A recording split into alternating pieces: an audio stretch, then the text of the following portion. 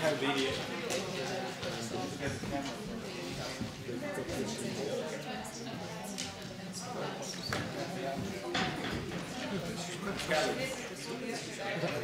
Yeah, yeah. I'll get someone to take a slide.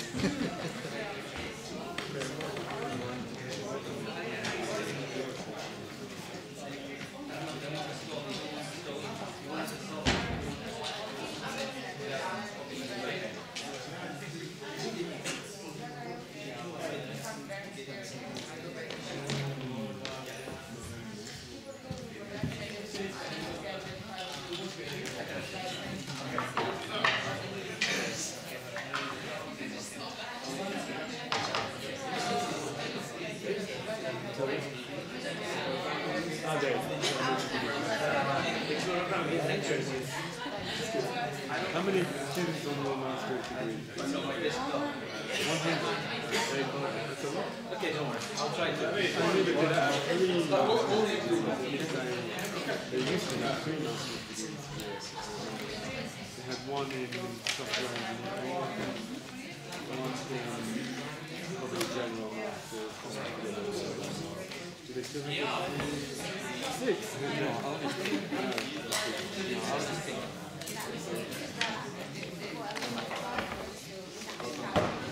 Right, yeah, that's marketing. They didn't really have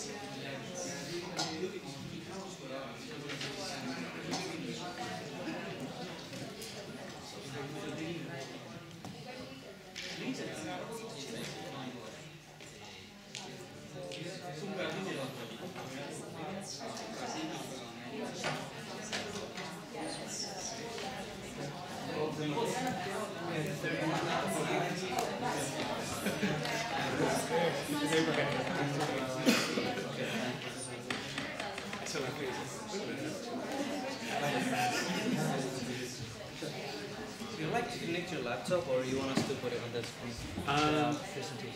Yeah, I could connect my laptop. Or okay, yeah, you can. I've got a little adapter. Okay, yeah, definitely. Yeah, we can. Yeah, it's connected as per this. Mine's on. Yeah, definitely. And yours as well. That's fine. Thank you.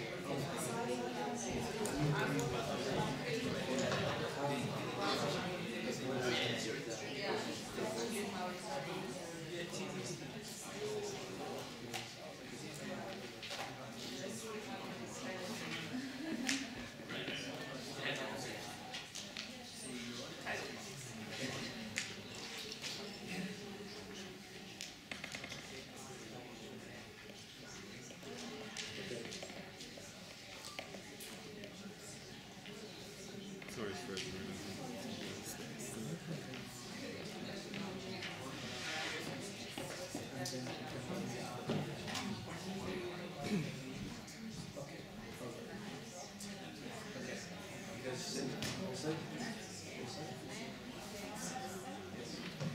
Concentrate. 1, 2, 3.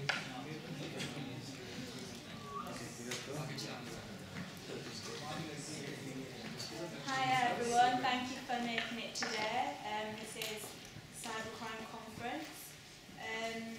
We have a whole Leicester today.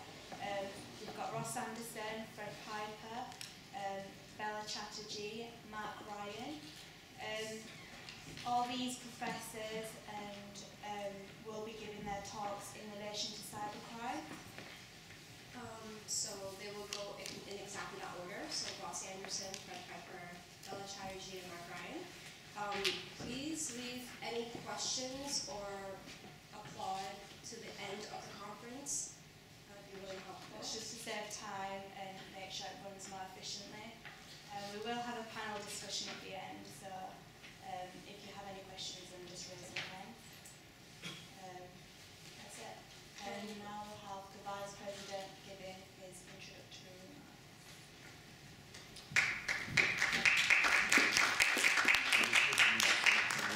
Thank you, Kajal and Birdie. Good afternoon, ladies and gentlemen. My name is Khaled Kawaji, and I'm the co-founder and executive vice president here at GEEKLAW, officially known as the University of Leicester Information Technology Law Society. On behalf of our members and executive committee, I would like to welcome you today to Sleuth Conference 2015 on cybercrime.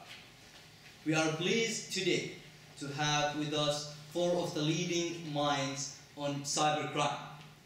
Professor Ross Anderson, our keynote speaker and panelist today. Professor Anderson heads the cryptography department at the University of Cambridge, where he is a professor in security engineering in the computer laboratory. Professor Fred Piper, speaker and panelist. Professor Piper was the founding director of the Royal Hallway Information Security Group.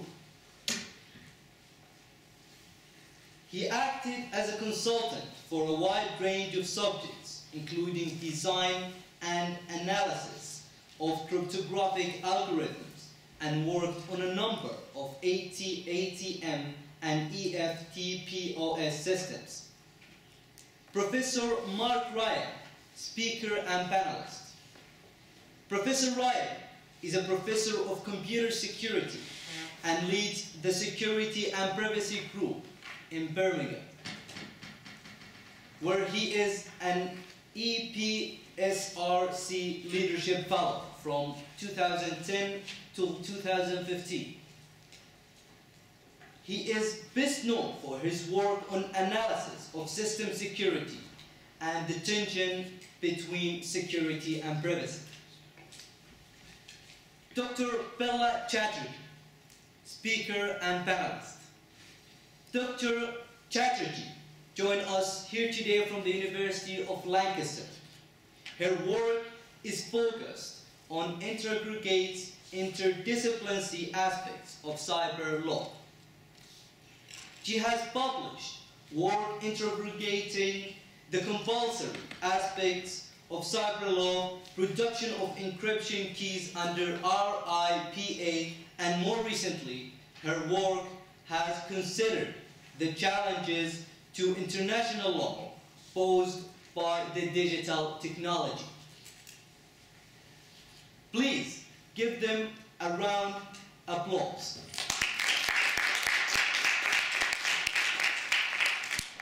In a moment, he will come to the podium to deliver his keynote speech. As I said, Professor Ross Anderson is a professor of security engineering at the University of Cambridge. He was one of the founders of the discipline of security, economics, and has research groups working on behavioral economics of cybercrime. Technical contribution have been a pioneer peer-to-peer systems, hardware tamper resistance, and API security. He was one of the investors of this. He was one of the investors of the Cybercrime block chipper, a finalist of the Advanced Encryption Standards. He is a fellow of the Royal Society, the Royal Academy of Engineering, and the Institute of Physics, and wrote definitive textbooks, Security Engineering, a guide to building dependable distributed systems. Please welcome Professor Russ Anderson to the podium.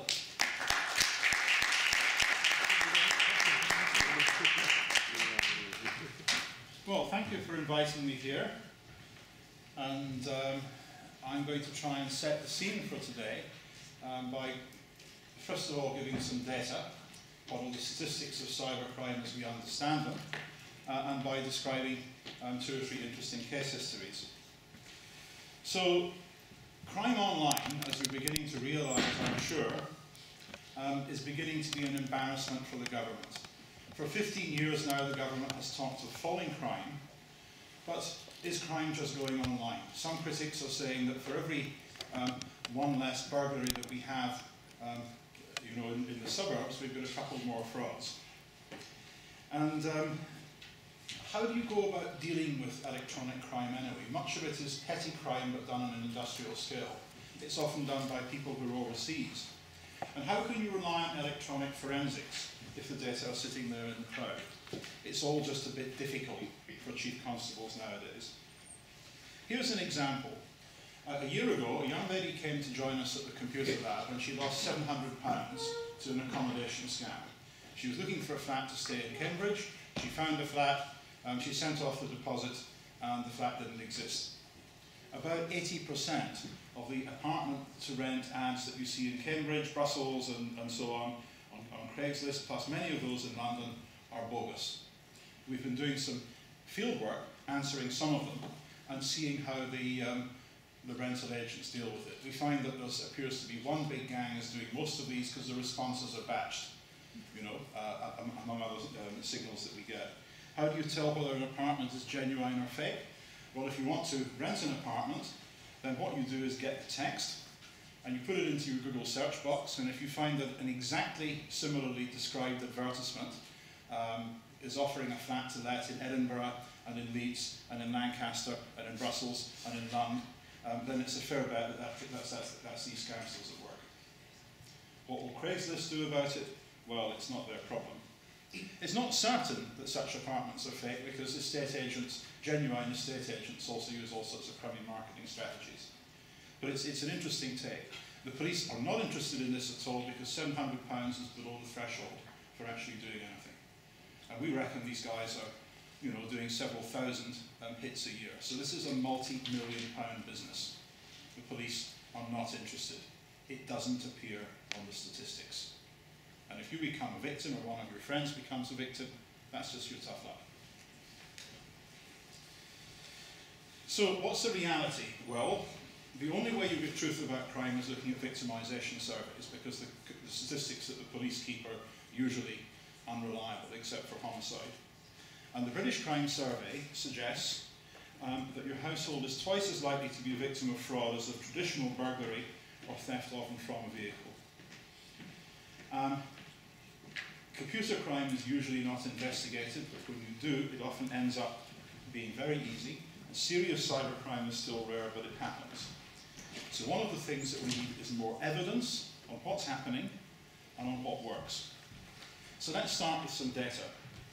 3 years ago, we did a survey measuring the cost of cybercrime, and this was done at the request of Sir Mark Welland, who was the Chief Scientific Advisor of the MOD.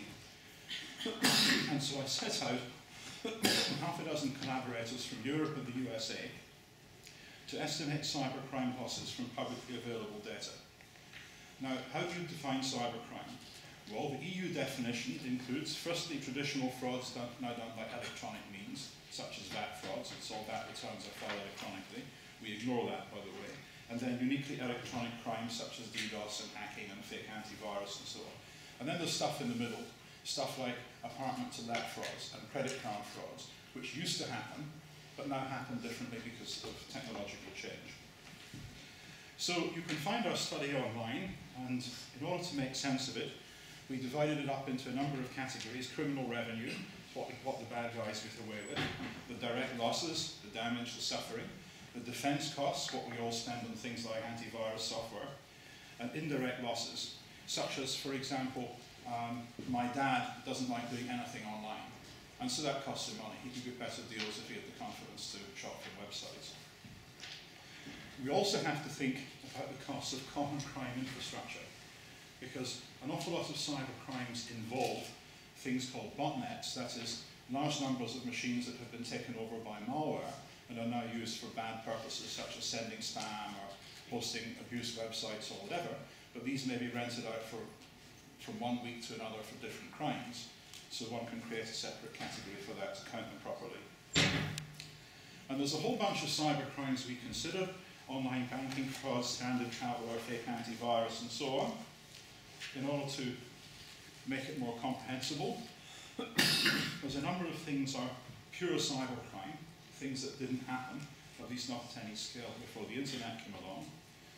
Then we've got transitional crime, things like bank card fraud and forgery, which used to exist 40 years ago but is now done quite differently. And then there's things like tax and welfare fraud, which are entirely traditional, and are only just categorized as cyber crimes nowadays because you file your tax form online. So we went out and gathered the best data that we could, and we found that the proceeds of pure cybercrime are actually very low. You can see in the left-hand figures here that, for example, fake antivirus is about $5 million a year in the UK. So about 8 cents per citizen. That's not a big deal. None of these are actually in themselves a very big deal. The biggest is advanced fee fraud. You know, the lady in Nigeria who will let you share in the fortune stolen by her late husband if you'll just send £5,000 to pay the taxes. That's perhaps the biggest individual item, and it's still less than £1 a year for every person in the UK. Transitional cybercrime is a bit bigger. We've got figures for online and offline card fraud and bank fraud, and I'll come to these in more detail later. And the indirect costs of payment fraud are in fact very much larger. Think of my dad, you know, paying more for stuff because he won't shop online.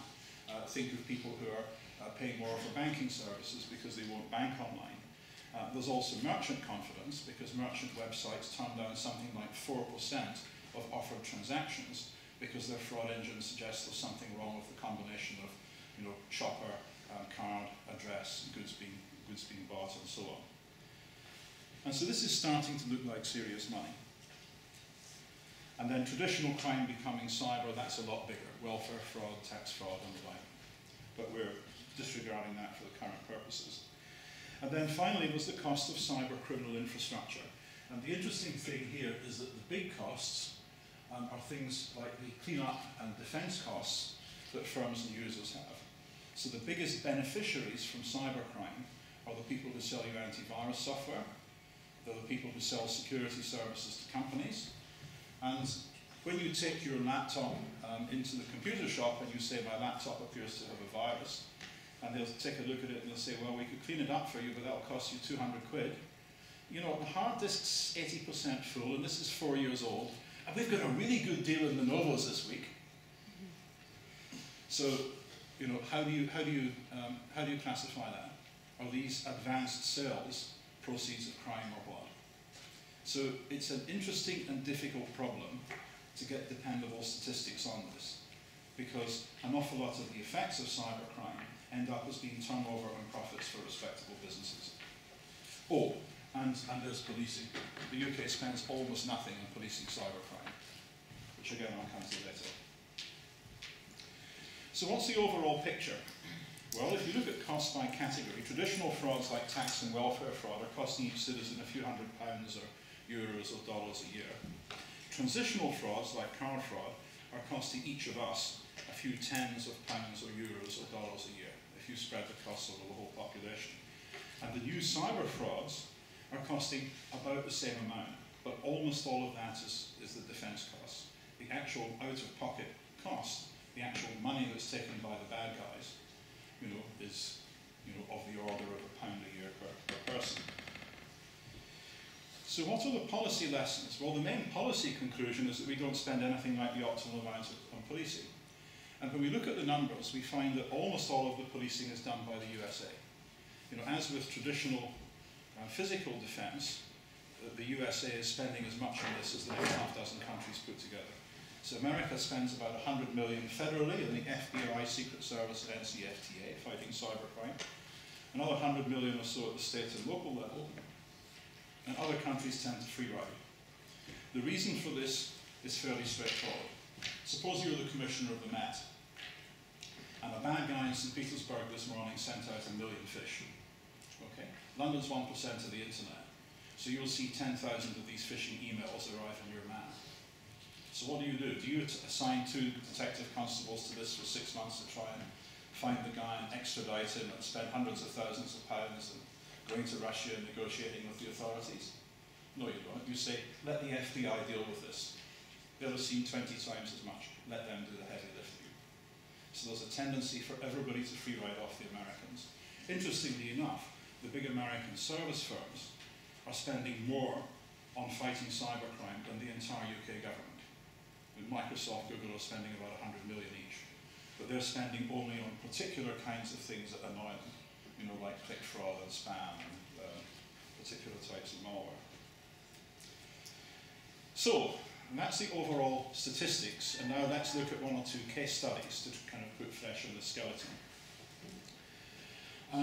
Criminal revenues are hard to estimate, but we do have figures from the banks on how much they lost out of pocket, and this is in the hundreds of millions a year. And online is much of it, but not most. Most of it's card-type fraud.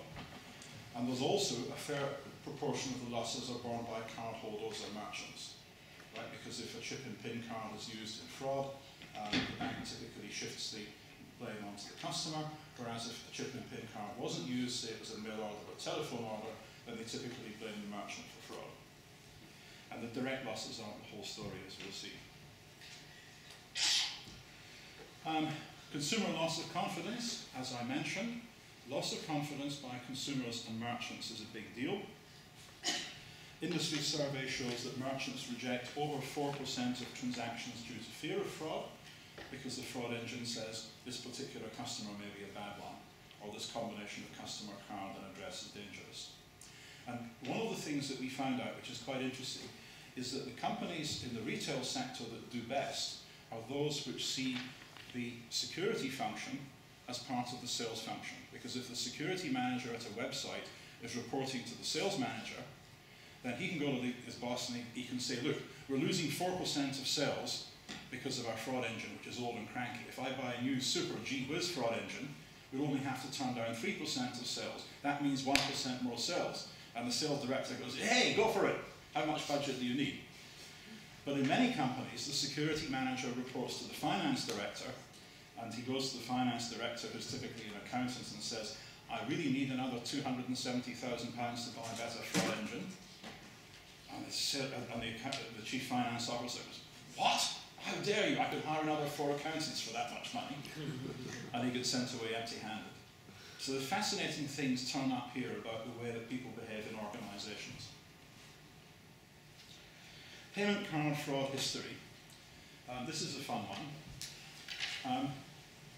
Chip and PIN was introduced 10 years ago with the belief that since chips are a lot harder to copy than mag stripes, it would make fraud fall.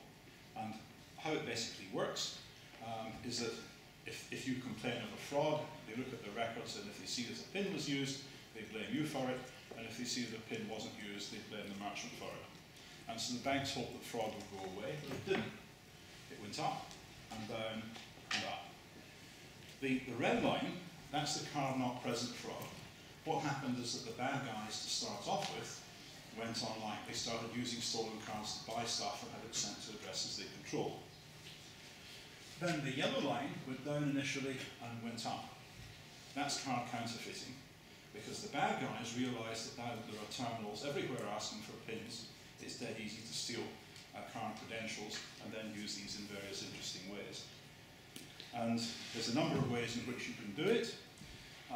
We had, for example, somebody put some malware, some bad electronics into a terminal at the BP garage at Girton near Cambridge and cloned over 200 people's cards, which were then used in ATMs in Thailand. So we had a look at this and we found that the terminals were in fact easy to tap, despite certification saying that they'd be difficult to tap. and it turned out that there was a whole problem about the kind of certification that the banks were using. It was all a bit of a sham. And there was a chap, a Mr. Khan, who got arrested for having put wicked electronics in hundreds and hundreds of chip and pin terminals in a warehouse in Dubai as they were on their route from China. So shops and banks would buy a new out-of-the-box chip and pin terminal, they'd plug it in their branch, and it would immediately start SMSing all the card and pin details to somebody in Karachi. That's the kind of stuff that the bad guys got up to. And Mr. Khan got arrested in July 2008, and he was supposed to be tried in October 2011, and eventually the banks threw in the towel and decided not to offer any evidence because it was too embarrassing. So he kind of got away with it. And then there was another interesting attack that we looked into called the no-pin attack. And if we can get the tech to work, I'll show you the video.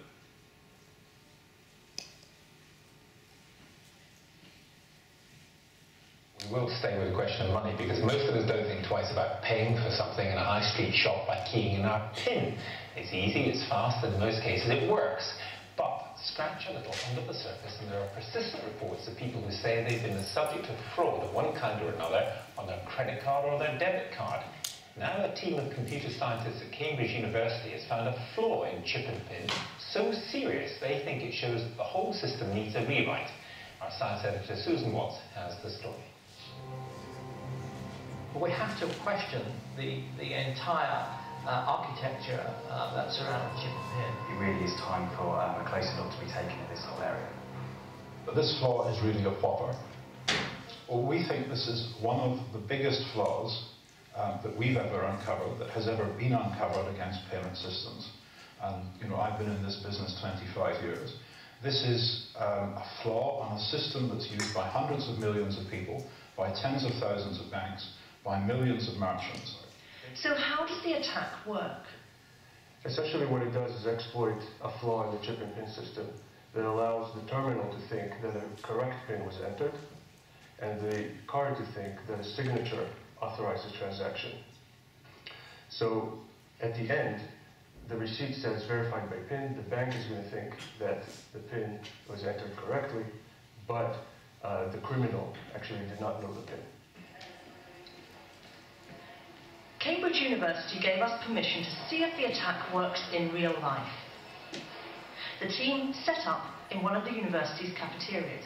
We obviously don't want to give out too much detail, but in simple terms, SAR is hooking up the stolen card to a chip. This is controlled from a laptop and runs software written by the team.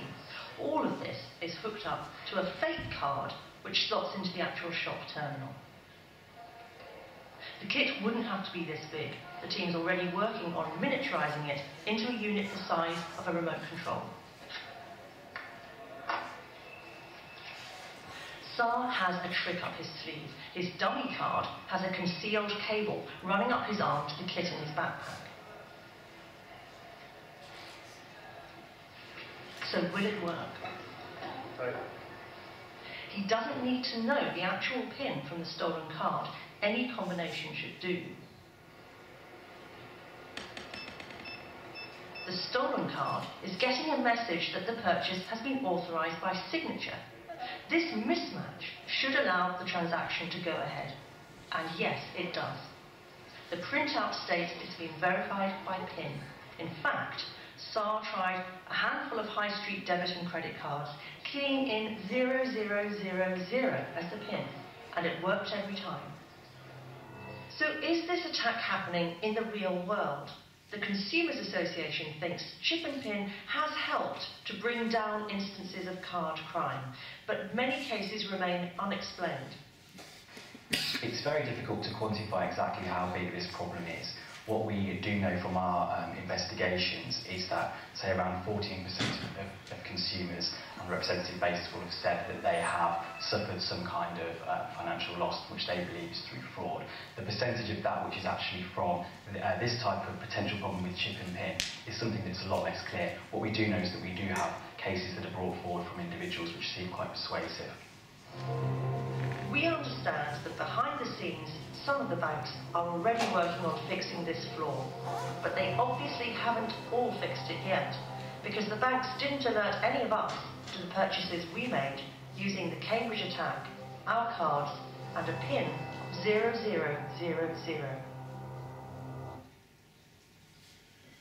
Well, so there we have it. So there's people in jail now for doing that, there's court cases going through, and so far, only HSBC has blocked it. Cards from other banks are still vulnerable, and that's 5 years later. Other problems, the banks will give you a handheld calculator so you can work out an authentication code for online banking using your chip and PIN card. Nice idea, isn't it? One-time passwords. Small problem. They've now put 1 million odd devices into the hands of the bad guys, which enable them to check whether a PIN is correct. If this had been done right, you put in your PIN and the random challenge from your banking system, and it would tell you a number.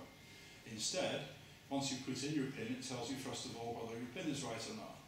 And that means that we're now getting people killed in street robberies because the bad guys say, give us your card, tell us your PIN, put it in here, and if you don't give them the correct PIN, then you're in trouble. So there can be unpleasant real-world side effects of this. And finally, the latest scam that we've been looking at is the pre-play attack. And what happens in EMV is that the terminal sends a random number to the card along with the data and amount. The random number is supposedly what stops transaction replay, because the card computes the message authentication code and all this stuff and sends it back. But if you can predict the random number, the unpredictable number, then you can do transactions in advance. If I know that the random number for the cash machine out there tomorrow at noon is going to be 1, 2, 3, 4, and I get access to your card because you put your card in my wicked terminal, I can work out an authentication code that will let me use that ATM at that time. And we discovered this 3.5 years ago. Our guy, Alex Gambin, came to us because he'd a bunch of phantom withdrawals appeared in his account after he'd been to a restaurant in Mallorca, and an ATM near the restaurant claims to have dispensed a series of transactions the following day. And so we got the logs and we looked at the random numbers, and that's them on the right there, and they don't look like they're very random, do they? You know, F1246E04, F124135, so that doesn't look like a very high quality random number generator. So we investigated, and we found that about half of ATMs are just using counters rather than using proper unpredictable numbers. And you know, so we made some cards that had extra circuitry in them, so that we could put a card into an ATM 10 times, do 10 balance inquiries, followed by a withdrawal, and we could get very, very precisely timed records of the supposedly random numbers that were being used. And then we realized that this can be done, and in fact is being done, simply by putting bad software in a terminal. And the case that alerted us to it is this. Our client was a British sailor who went ashore in Barcelona, and he went into one of the bars on the big street. And if you've ever been to Barcelona, you know there's a big street, you know, with lots of cafes and stuff on either side. He went into one of the bars there and paid 33 euros for a round of drinks. And the following morning, he found that his account was in the red by over £20,000 because 10 transactions had been put through for 3,300 euros each. And Lloyds Bank just debited him the whole lot. Said, chip and pin, system's completely secure, it's your fault, go away. So, you know, this guy worked in the oil industry, he was quite rich and he was very, very angry, and so he hired a lawyer, and the lawyer came to us, and we got the records, and we found that these 10 disputed transactions had all seemingly come from the same terminal, but they'd come through 3 separate banks, and the terminal had described itself as having different characteristics in the different transactions, and there were all sorts of other technical indicators of fraud. And what had happened, we believe, is that the bad guys had simply programmed the terminal so that when you go and make a transaction that you think is for a small amount, it pre-plays, you know, another 10 transactions for larger amounts, which it then tries to send through later on the off chance that they'll get the money. And we have since then seen this transaction pattern in a number of disputed cases from Lithuania, from Poland, from other places in Eastern Europe. And most recently, there have been 4 cases in Bournemouth, England. And the dodgy business there is a strip club that goes by the name of the Spearmint Rhino. Believe it or not, people actually give such names to their businesses. And we were contacted by a councillor in Bournemouth who wanted to object to the renewal of Mr. Strip Club's licence. And he remarked that there were 3 or 4 people had been rolled and that they went into this strip club, you know, and they paid for a drink and they got hit with a whole lot of big charges, just like our friend in Barcelona. And why would you do this if you own a strip club? Well, most people are not going to be believed if they said they just bought a round of drinks in the strip club, and maybe the banks are not going to be all that energetic in looking into it. But it's a serious thing to think about, because they ran a piece about this in the paper, and another 15 people come forward saying that they too have been rolled, and that they got into this place and have been charged thousands and thousands of pounds more than they expected to be. So perhaps with a bit of luck, the councillor will be able to get the police off their behinds and get them to go and raid this place and you know, execute a search warrant, seize the chip and pin machines and do some forensics on them. Because this is actually dangerous stuff, because often people who are rolled in this way get given the Mickey Fin, you know, to leave them unconscious for a few hours while the money's taken out, and you know, that's hazardous, that can kill somebody eventually. So, what's to be done about it? Well, we can actually catch the bad guys. This guy, Tony Colston-Hayter, was a guy who for many years used to social engineer bank call centres. He was great at phoning up the call centre, pretending to be a customer. He had all sorts of information about how different call centres worked. Customers got blamed for fraud, but then he got greedy and he stole directly from Santander. He went in there pretending to be a repairman, and he put stuff in their PCs which would record keystrokes so he could impersonate bank staff. The bank got angry, they called the police, and he got 5.5 years. So where there's a will, there's a way. Crooked rental ads, exactly the same problem. The police can't be bothered. Why? £700, who cares about a £700 fraud? If there's 3,000 of them a year, you know, this is serious organised crime. We also catch the bad guys when it's urgent. This character here, James Jeffrey, hacked the website of the British Pregnancy Advisory Service. He got from it the details of thousands and thousands of women who had contacted the service, and then said that for, you know, moral and religious reasons he was going to expose them all and blah, blah, blah, blah, blah. So the BPAS went to the police, who I suspect just went to GCHQ and said, help, who's doing this? And GCHQ will have looked at the systems they don't officially have and then said, why don't we break down the door at 13 Acacia Avenue? And they did, and they got it. So where people are really desperate to catch a bad guy who can do serious harm, we know how to catch the bad guys. And this is Ryan Cleary. He hacked the website of the Serious and Organised Crime Agency. Rule number 1, if you want to get into crime, do not steal police cars. Right? Because they can take it personally. So there's a lot of cybercrime going on. Mostly people aren't paying much attention to it for all sorts of institutional reasons that we can understand, but we do have the ability to deal with it, and it's just a matter of getting the organisation right, and it's about time for the police to go out and nick some villains. And once we've got enough, once we've got a lot more of the villains in jail, we'll then know more about the patterns, we'll know more about the modus operandi, and we will get better at nicking the villains.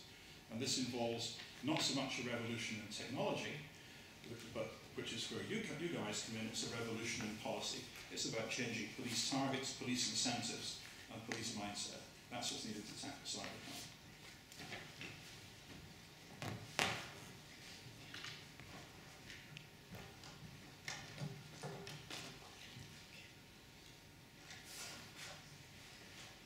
Thank you for your speech, Professor Anderson.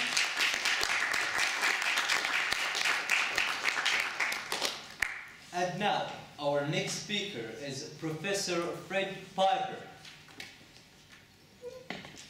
who will talk about information security and its development, and insight on how consultancy in regards to information technology works, elaborating on Professor Anderson's presentation.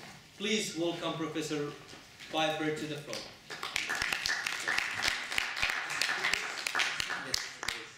Let me just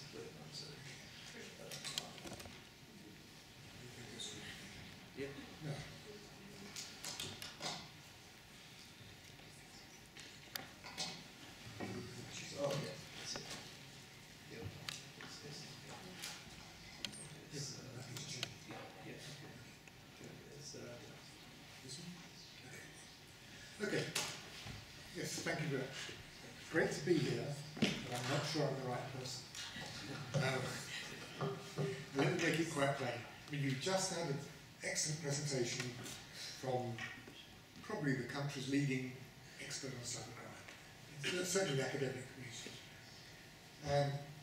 I came here because I thought that a policeman that we had at Royal Holloway was going to come to, if you like, defend the police force or agree with us or whatever he was going to do. Instead, I'm here. And why am I here? I think mainly because I'm an old man. I've been around a long time. I started as a professor of mathematics at Holloway in 1984. Formed an information security company in 1985, but I've been retired for 11 years. I started as a cryptographer. And at the time that I started as a cryptographer, it was probably fair to say that cryptography and information security were almost identical. In 1990, I founded the Information Security Group at Royal Holloway, and in 1992, we introduced the MSc in Information Security. Now, the point I want to stress is I'm not a computer scientist, I'm not a lawyer, so you're going to get a totally different perspective of everything.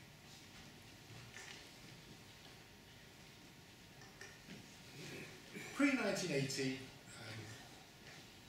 this will come out during discussion. Basically, the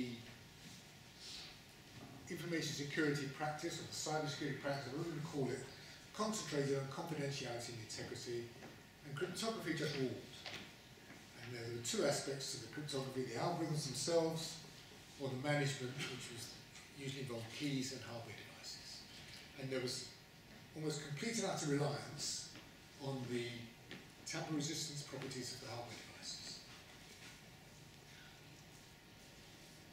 Now, I must put in a disclaimer, and the disclaimer is quite clearly that now, cryptography is certainly not the same as security. If you read the sum, they will give you the impression that all you've got to do is encrypt your data and everything's safe. This, of course, is complete nonsense. Crypto is just a tiny piece of the security puzzle. It's an important one, but nevertheless, it mustn't be overplayed. And most systems break elsewhere, and I don't think I want to go through all of these. The list is almost ending. Social engineering is becoming much more the criminal's armory.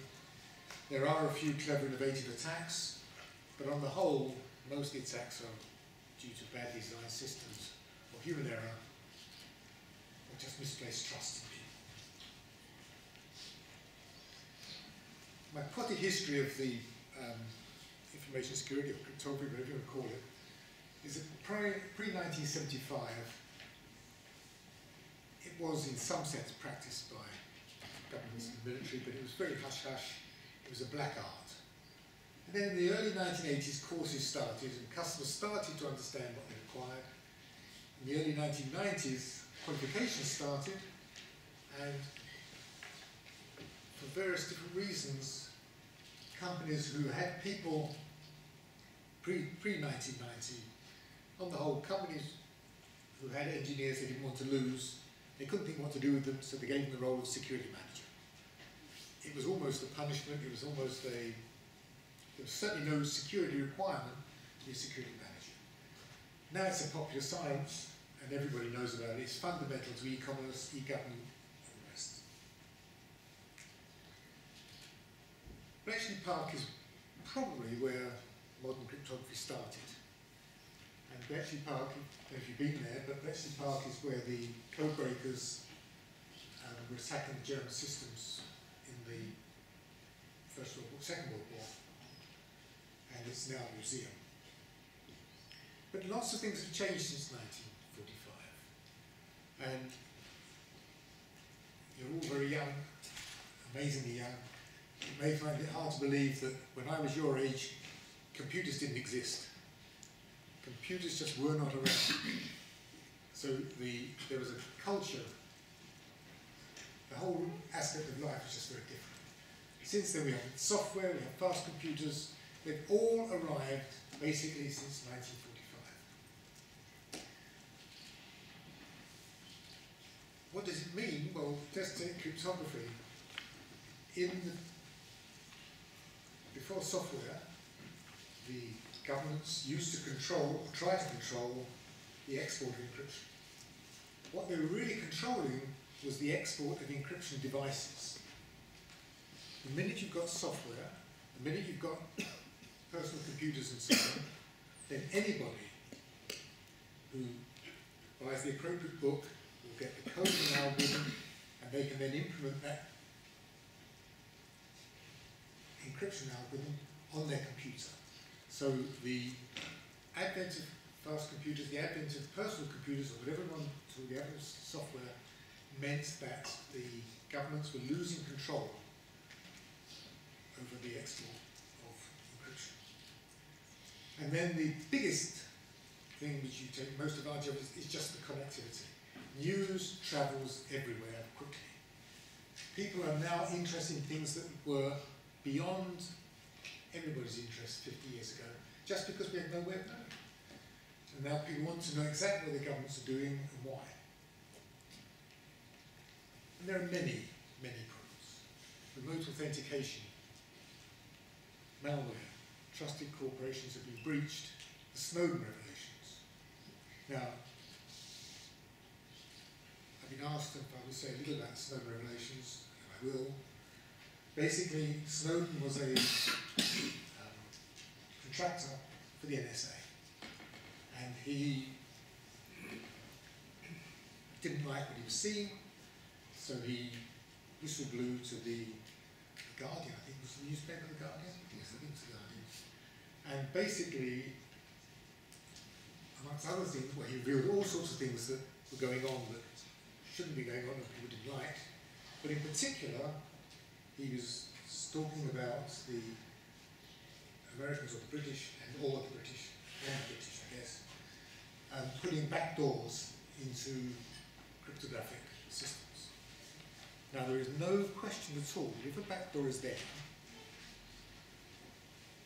and a backdoor is just something, if you know it's there, then you can break the system. And it was there basically to be kept secret by the people who put it there so that they had an advantage over everybody else. But if you put a backdoor in a system, then an attacker might find that backdoor, and if the attacker finds the backdoor, then the attacker is in the same privileged position as the person who put it in the first place, so it's a disaster. Potential disaster. But it's not all about technology. And there are a number of new, or so-called new attacks that bypass the technology by impersonating the genuine users. And the reason I put new in there is, in fact, because they're not new. And in fact, it's embarrassing that Ross is here, but I didn't mean to embarrass him unduly. But in 1990, I think it was 1991, Ross? 92, I think, or 3. Yeah. He wrote a paper called Why Crypto Systems Fail. And the point about that paper, which was so informative, was not the reasons, but the clear fact that it's not because you break the algorithm. You look at the system, and the system will have flaws in it, and that's what you attacked, rather than the algorithm themselves. And so the problem now is, who or what can we trust? Is there anything we can trust? And I want to end with a slide which is my favourite slide of all time. This man called Newton Minow gave a speech to the Associated American Law Schools in 1985. And he just finished a comprehensive study of European comparative law. And his conclusions were the following. In Germany, under the law, everything is prohibited except that which is permitted. In France, under the law, everything is permitted except that which is prohibited. In the Soviet Union, under the law, everything's prohibited, including that which is permitted. And in Italy, under the law, everything is permitted, especially that which is prohibited. Now, you're smiling, and you're meant to smile, but there's an element of truth there. And the element of truth is indicative of all sorts of things, and one of the main things is the problems of culture and of personal things relating to how one should behave on the internet are rather different.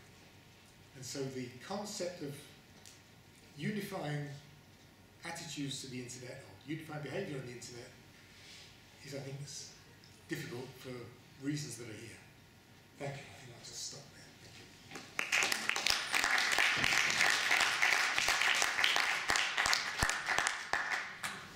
Thank you, Professor Piper, for your wonderful speech. And now we'd like to welcome Professor Mark Ryan. Oh. Yeah.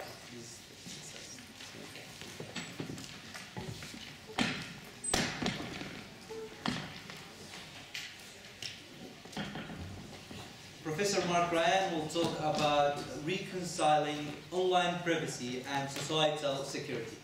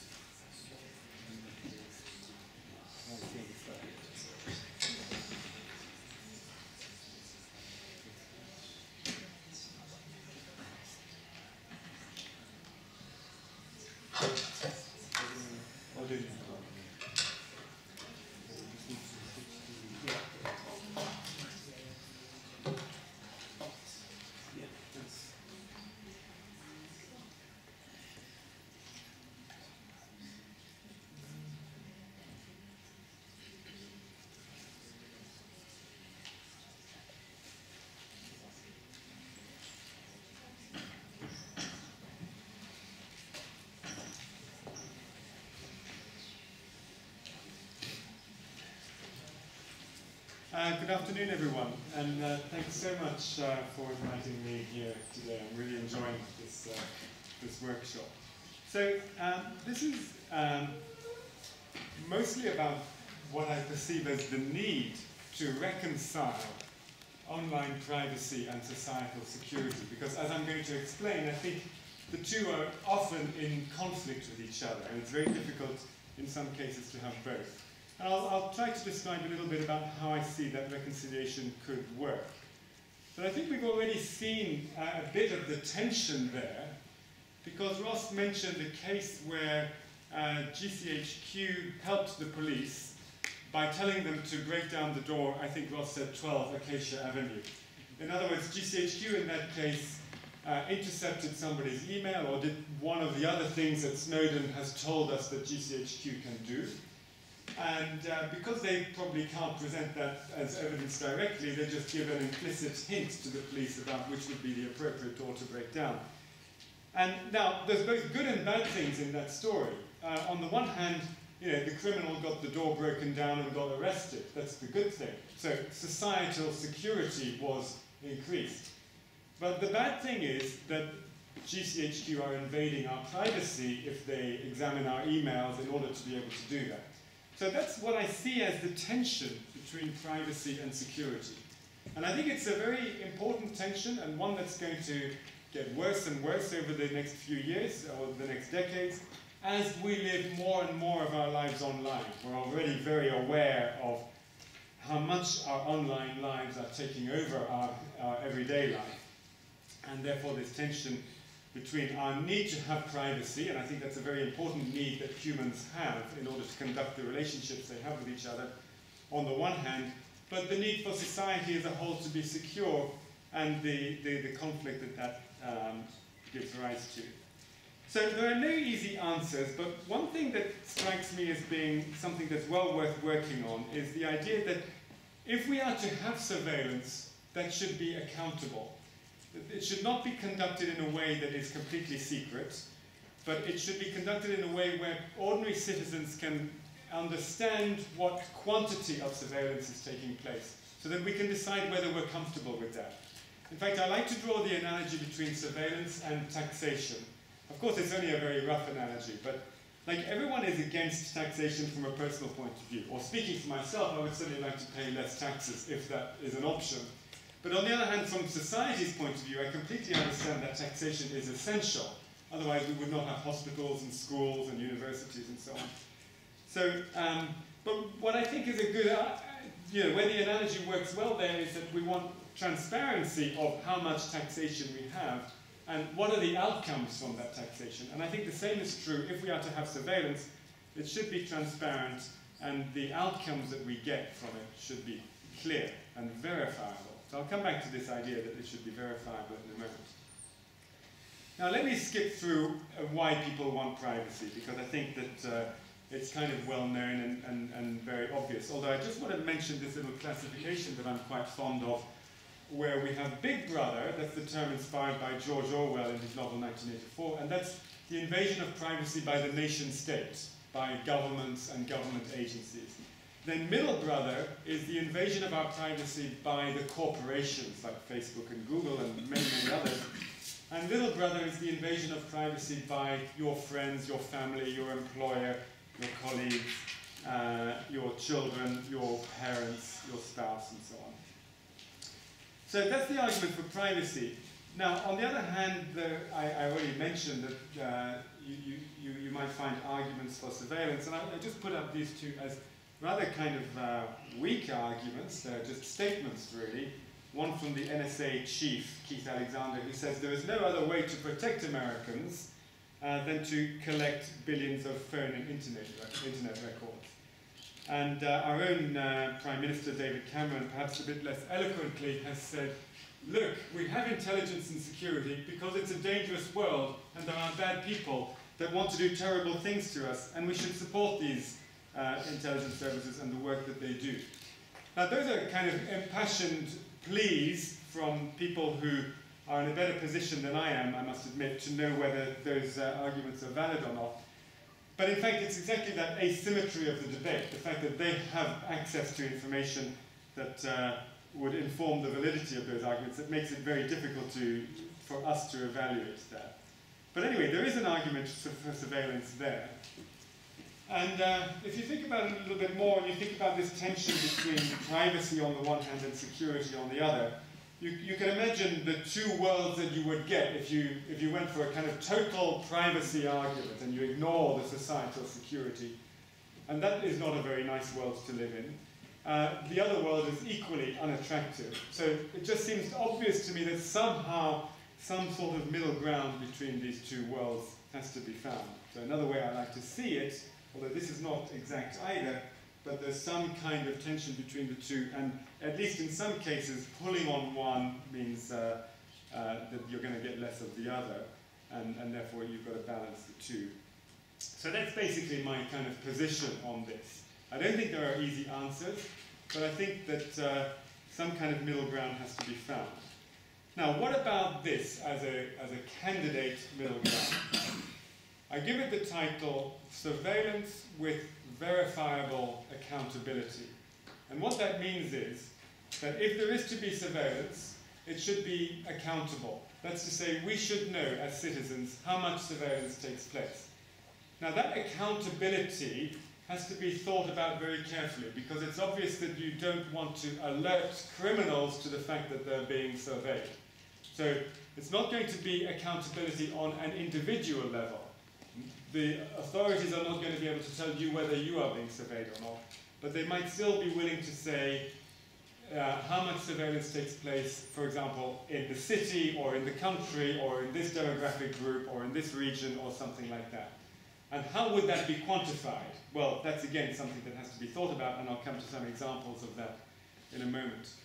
But another really important aspect of this is that this accountability is not just somebody saying this is the amount of surveillance that takes place. In fact, we already have that. We have officials called, for example, the intercept commissioner who writes a report every year saying how much surveillance takes place.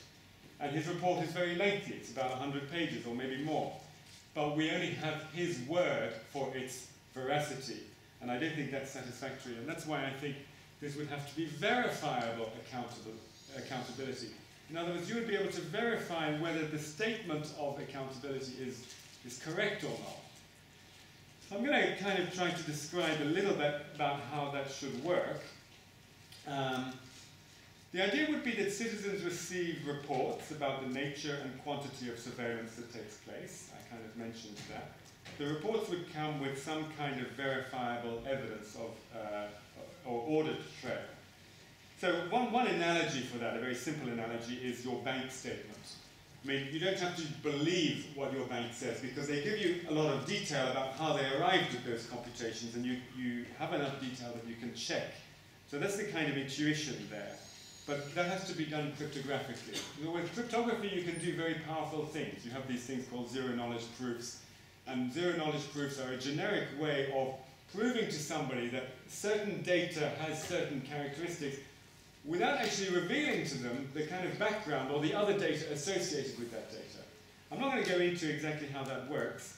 And I know that it's kind of difficult to bring that kind of cryptography to users in a way that they can understand. But that's the underlying mechanisms that I have in mind here.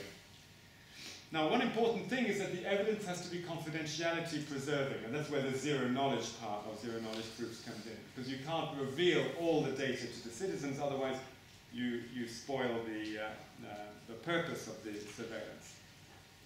And the idea here is that this would make surveillance part of the political discourse. So now we're coming up to a general election. Probably some of our politicians are concerned about the privacy, security tension and how we should react to the Snowden revelations, but probably not very many. The future that I see is that this would be much more part of the political discourse, and political parties would campaign one way or the other on how they think this level should go. I mean, it's going to be, again, it's like taxation. You know, some parties are in favor of increasing taxation because they want to spend more on public services. Others are in favor of reducing it because that's the political opinion that they have. And I think surveillance is going to have to become part of the political discourse in a similar way. But for that to happen, we need this transparency and verifiable accountability. So the report that you might get would look something like this. It would say that there are 870 million transactions, for example. Well, what are those transactions? They could be phone calls, text messages, emails, credit cards, usages of the Oyster card on the London Underground system, whatever it might be.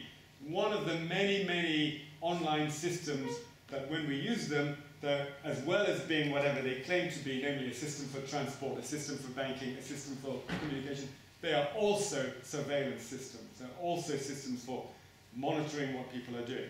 So there are 870 million transactions in one or other of these systems, and then the report says of those, a certain percentage was decrypted, was analyzed, and was processed in some way. And then with that report comes some kind of verifiable proof. I'm not going to go into what that might look like. Just kind of by analogy, I've put a piece of XML there, but it would be some sort of machine processable proof which journalists, academics, and so on could verify by using the software that's built to verify such proofs and obtain confidence that the proof is correct. Now let me very briefly, and I probably this is not the right audience to give a lot of technical details to, but I just want to back this up. By the way, we had a paper on this subject which was published in Computer Security Foundations last year, so all the technical details here are written up if you're interested, but I'm just going to give you a very brief outline of how that might work. In the case of email, so imagine now that you are GCHQ and you want to do email surveillance. So the first thing is this would be, of course, opt-in, because people can use whatever system they want. I mean, we live in a free country, thank goodness, and that's exactly what we want to defend. So people will use whatever system they want. But this would be a system that people could use if they wanted, and it would give them some benefits in doing so. In particular, it would give them encrypted email, so that their email is at least not visible to cyber criminals and foreign governments and so on. And insofar as it's visible to domestic governments, that is under the auspices of this accountable, verifiably accountable surveillance mechanism. So that's kind of the pitch for that. And then it works by having an encryption system, and this would all be done by software on your browser. And by the way, an important point, I mean, one thing that I'm very interested in is how to make email encryption usable by people, because I'm sure that if I ask in this room when anybody last sent an encrypted email, the result will be that most of you have never sent an encrypted email, and those who have maybe sent one 2 or 3 years ago when there was a particular requirement. Now that's a bit tragic. We should all be sending encrypted email because we all put letters in envelopes and seal the envelope. We all kind of want to have some privacy in our communication. But the big obstacle in making people use encrypted email is the usability, because if ever you tried to send encrypted email, you will know that it takes an hour to set up and you don't really understand what you're doing. You're following a recipe that somebody gave you, and it's just completely unusable. And by the way, you had to also convince the other person to follow that recipe as well, and it's really quite a nightmare. Oh, this one would all be done kind of transparently using various mechanisms. For example, a mechanism called certificate transparency to make certificates about public keys work in a much better way than they do today. And roughly speaking, what this means is that when you encrypt your email, both the target receiver and the custodians are able to decrypt it, and the custodians decrypt it in a distributed way if required to do so, and when they do that, they're trusted to, at least one of them is trusted, so they're distributed, at least one of them is trusted to enter the request that they have, the decryption request, into a log. And this log is held in a tamper-resistant way using various cryptographic techniques called Merkle trees in order to do that. So that, in very few sentences, is how it would work. And as I mentioned, I've explained that in a paper which you're welcome to download. But the result of that would be that there's no covert decryption of a user's mail, because if governments and other security agencies do need to decrypt it, then this is entered into a log, and people have, the way I've described it, real-time access to the log in terms of understanding what proportion of emails are decrypted. So that's roughly how this system would work, and I'm not going to go into more details about it, but I just come back to this slide here to mention that it's one of potentially many ways. I mean, I want to just end with this idea that individual privacy, which is something that we need as humans to have, and societal security are often, not always by the way, but often in opposition to each other. And our job as computer scientists in my case, and lawyers in the case of many other people here, is to find ways in which we can do a better job of reconciling these two. I've presented one possible way to you, but I'm very interested in other ways in which this balance could be achieved. Thank you for your attention.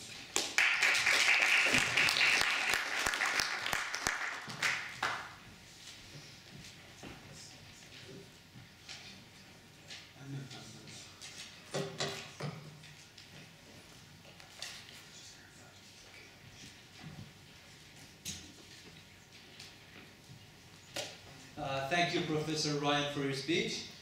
Before welcoming Dr. Chatterjee to the podium, I would like to apologize. She was supposed to go before Professor Ryan, but we thought it would be more ideal for fairness and equal treatment to have the legal opinion as the last one. So please welcome Dr. Bella Chatterjee to talk us today about ephemeral media, domestic violence, and coercive control.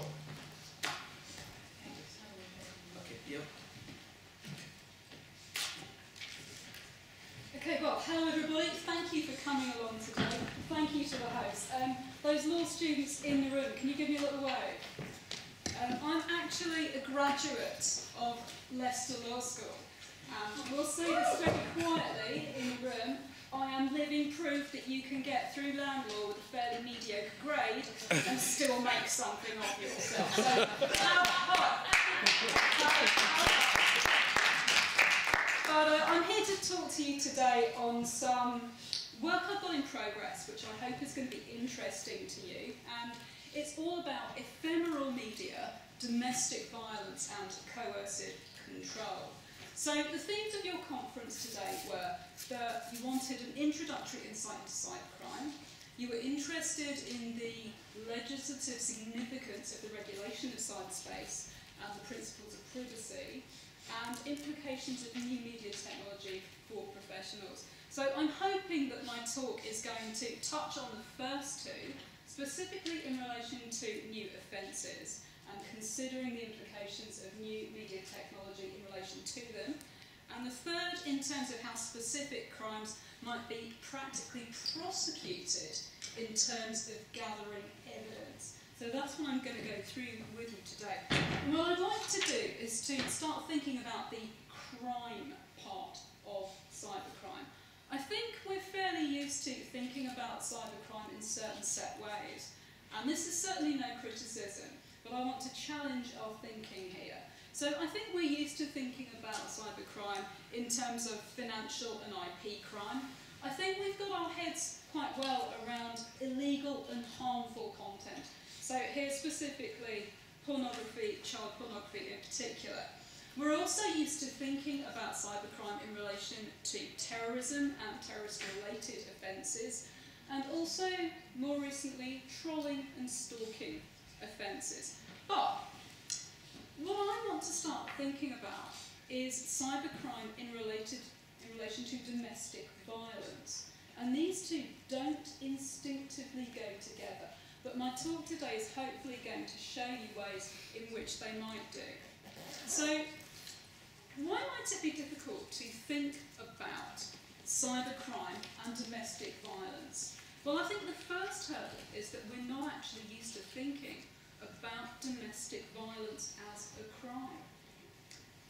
Victims themselves don't often acknowledge that they are the subject of a crime for a number of good reasons. There may be an ongoing relationship of dependence with the perpetrator of the abuse. Often there are children involved, and they may not understand that what's happening to them is wrong. But surprisingly, domestic violence is not a crime in and of itself. So what the law uses is a complex matrix. It uses a framework of civil offences, it uses criminal offences too, but none of them are specifically called domestic violence. So for example, we've got a range of legislation we can use. We can use public order offences, we can use disclosure schemes, we can use harassment legislation, we could use sexual offences. But if and when we do think of domestic violence as a crime, we tend to think of it in terms of physical violence. So we tend to think, where are the cuts? Where are the bruises? Has the victim been hit? And there are a lot of stereotypes that surround this particular area, particularly the idea that this only happens to women, and that it only happens in the context of heterosexual relationships. Now I think this brings conflicts when it comes to new media technology, because new media technology is by definition virtual. So how can this be domestic violence? We're looking for cuts and bruises. Well, where's the cuts and bruises here?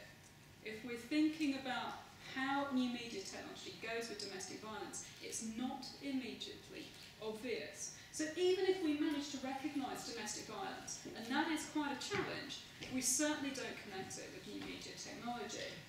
So I've put in the slide, in summary, how these hurdles come together. Firstly, we're not used to thinking about domestic violence as a crime. Secondly, we're used to thinking about it as always having physical traces. And thirdly, because new media technology is virtual, when we put all this together, we don't come out with any conclusions. So what I'm starting to think about is how the two might be connected. Quite helpfully, the government recognises that domestic violence is a problem, and it actually has a definition, which I've put on the slide for you. So the government defines domestic domestic violence as any incident or pattern of incidents of controlling, coercive, threatening behaviour, violence or abuse between those aged 16 or over who are or have been intimate partners or family members regardless of gender or sexuality. And this behaviour can include a pattern of acts, assaults, threats, humiliation, intimidation or other abuse that's intended to harm, punish or frighten the victim. But the problem with this is that it's a non-statutory definition, so this is not in statute. Most recently, I don't know if you do criminal law in the second year still, I've forgotten, you did tell me, but if you do, you might have heard that the government is reviewing this area and thinking about introducing a new offence of coercive control. And I think this is maybe where we might start to get linkages. So the government say at present there's no specific offence of domestic abuse outlining that coercive and controlling behaviour in an intimate relationship is criminal. These behaviours are captured in stalking and harassment legislation, but this doesn't specifically apply to intimate relationships. So creating a specific offence of domestic abuse may send a clear and consistent message to frontline agencies that non-violent control in an intimate relationship is criminal. And I think this is useful for a number of other reasons, which the report goes on to suggest. So it will send a clear message to the perpetrators of controlling behaviour that their behaviour is unacceptable. It will also send a message to victims that what's happening to them is wrong. So let us theorise. Let's say that this is introduced. How will it work with new media technology? And this is where what I term ephemeral media comes in. You may not be familiar with the term ephemeral, but essentially the term ephemeral means something that is transparent, rather transient, something that is short-lived, so something that is ephemeral. And we might use this to describe instant messaging services, where the message is deleted from the servers after a set time. And I think in the background of mass surveillance, Snowden, which we've already touched on, let's say there are some embarrassing pictures of you, but you don't want to go viral. The desire certainly is moving towards communication platforms that give the sender control over the information, so when it's sent, where it's sent, and also when it can disappear, when it can go away, which is useful to think about when you're starting to construct your CVs. So, let's consider, for example, the Wicker app. I don't know if any of you have heard of this, but essentially it describes something that is military-grade encryption of text, picture, audio, video messages, and it's sender-based, so the sender can control who reads the messages, when and for how long. And it's sold as something that protects privacy, and I think this picks up quite nicely with the last paper. So it's best available privacy, anonymity, secure file shredding features, and it's security that's simple to use. So this sounds quite good, doesn't it? If you want privacy, this is great.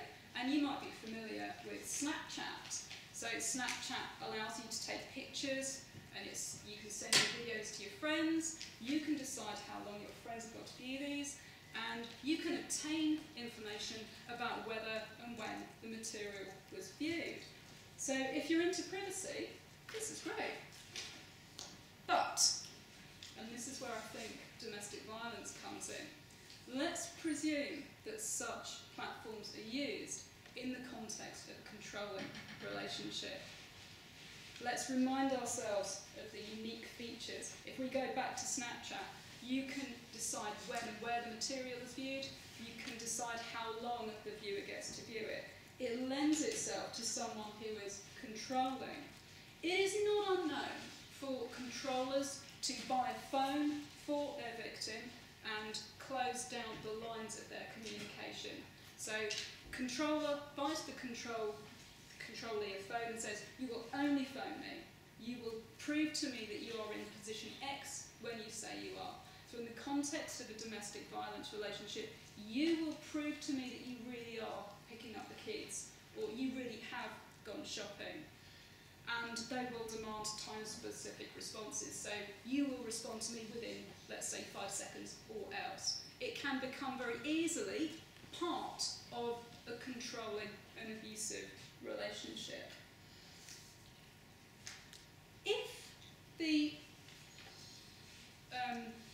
If such platforms are used in domestic violence relationships, there is a question as to whether the victim will even perceive that they are being controlled. It is possible, I think, at this point, that the proposed new offence of coercive and controlling behaviour will be of assistance, as it might send a signal to victims that what's happening to them is wrong. It's arguable that the government's proposal to extend the new offence of coercive control can encompass the manipulative and controlling behaviour that is potentially executable via ephemeral media, but falls short of physical violence. And it's entirely possible that such controlling and coercive behaviour may well be an indicator of and precursor to a relationship that moves towards actual physical violence. And it's possible that such platforms may allow the victim to quickly and easily contact help.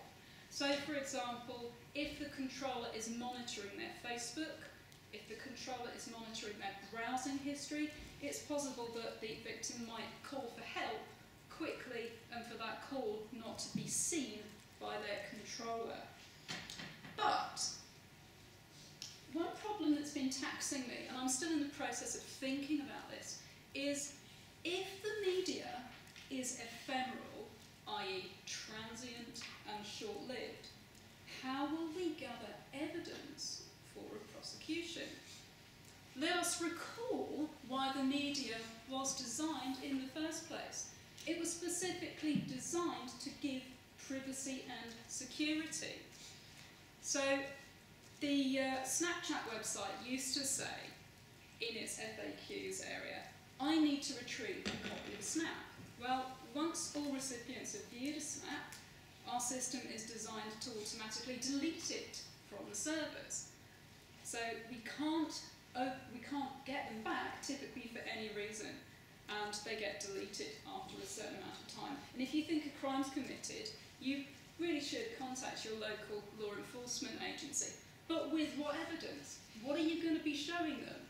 It's all evaporated. This position was changed, but I'm questioning whether the new position is more helpful. So Snapchat have more recently said, well, sometimes it might be better for you just to take a picture of the snap if you want to keep it with your phone or maybe a camera. And maybe if you've seen episodes of CSI, you'll know that there are ways that they really can find out the pictures from our servers. So keep your clothes on and don't send any nude selfies, that sort of thing. But I'm wondering, in terms of gathering evidence for a prosecution, is it possible to take photos of the snap, in which case the camera that the photograph's been taken on might then be discovered by the controller in the relationship?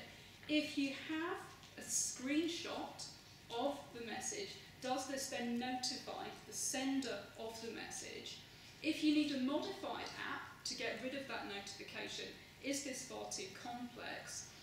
And also I'm thinking, if information is encrypted, does this raise issues under the Regulation of Investigatory Powers Act? This is something I'm still thinking of and haven't really come to any definite conclusions yet. The other thing that I'm intrigued about is chain of evidence issues. If information has been stored in a cloud environment, are there problems with the integrity of the evidence? Will a prosecution fail because it's difficult to establish that the pieces of evidence in the cloud have not become contaminated?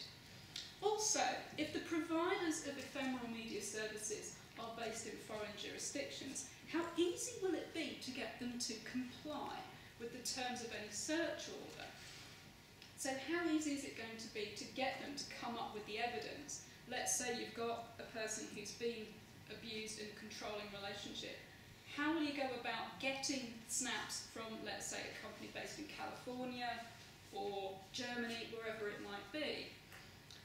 There is something called a Norwich Farm Cow Order, which is used largely in civil proceedings, whereby if you don't know the identity of the wrongdoer, you can force third parties to help disclose. So you can use this for internet service providers, that sort of thing. But that's when you don't know the identity of the person that's creating the messages. And in this case, we do. So I'm still stumped on questions of evidence and how we might get these. And I don't think I've really got any further with this because it's work in progress. But I thought at this point it might be nice to hand over to you and perhaps see what your thoughts on the matter might be. Thank you.